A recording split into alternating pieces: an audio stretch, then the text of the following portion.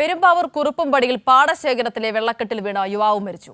പുന്നയം പാറക്കലിൽ ജയേഷാണ് മരിച്ചത്. പാടശേഖരത്തിന് അരികിലൂടെ നടന്നു പോകുമ്പോൾ കാൽ വഴുതി വീണതാകാമെന്നാണ് പ്രാഥമിക നിഗമനം.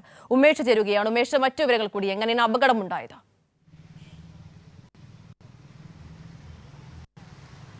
ആതിര, എറണാകുളം ജില്ലയിൽ ഇന്നും മഴക്കെടുതി തുടരുക തന്നെയാണ്.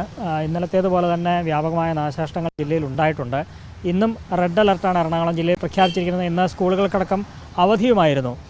ഇന്ന് ഈ മഴക്കെടുതിയുടെ ഭാഗമായി പെരുമ്പാവൂർ കുറുപ്പുംപടി പുന്നയത്ത് പാടശേഖരത്തിലെ വെള്ളക്കെട്ടിൽ വീണ് യുവാവിന് മരണം സംഭവിച്ചു എന്നുള്ളതാണ് ഏറ്റവും ദുഃഖകരമായൊരു കാര്യം.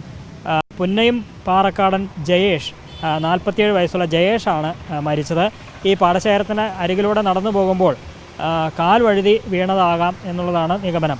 ഒപ്പം തന്നെ ഈ ഫോർട്ട് കൊച്ചിയിൽ ശക്തമായ കാറ്റിലും മഴയിലും ഒരു പഴയ കെട്ടിടത്തിൻ്റെ ഒരു വശം തകർന്നു വീഴുന്ന സാഹചര്യമുണ്ടായി. ഫോർട്ട് കൊച്ചി കസ്റ്റംസ് ജെട്ടിക്ക് സമീപത്തെ പൗരാണിക കെട്ടിടത്തിൻ്റെ ഒരു ഭാഗമാണ് ഇടിഞ്ഞു വീണത്. ഈ സമയത്ത് സമീപത്ത് പാർക്ക് ചെയ്യുന്ന ഇരുചക്ര വാഹനങ്ങൾക്കടക്കം കേടുപാടുകൾ സംഭവിച്ചിട്ടുണ്ട്.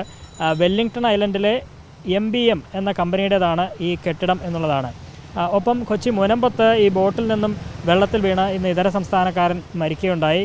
കൊൽക്കത്ത സ്വദേശി രാമകൃഷ്ണ ബിശ്വാസാണ് മരിച്ചത്. ഇതുകൂടാതെ പലയിടത്തും മരങ്ങൾ കടപുഴകി വീഴുന്നതടക്കമുള്ള സംഭവങ്ങൾ ഉണ്ടായിട്ടുണ്ട്. ചെല്ലാനം പഞ്ചായത്തിലെ കണ്ണമാലി ഭാഗത്ത്, ഒപ്പം നായരമ്പലം ഭാഗത്തൊക്കെ കടലാക്രമണം രൂക്ഷമാണ്. അവിടെയുള്ള വീടുകളിലൊക്കെ വെള്ളം കയറിയിട്ടുമുണ്ട്. റെഡ് അലർട്ട് ആണെങ്കിലും അല്പസമയമായി മഴ ഒന്ന് മാറി നിൽക്കുകയാണ്. പക്ഷേ റെഡ് അലർട്ട് ഉള്ള സാഹചര്യത്തിൽ ജില്ല ജാഗ്രതയിൽ തന്നെയാണ്. അതെ.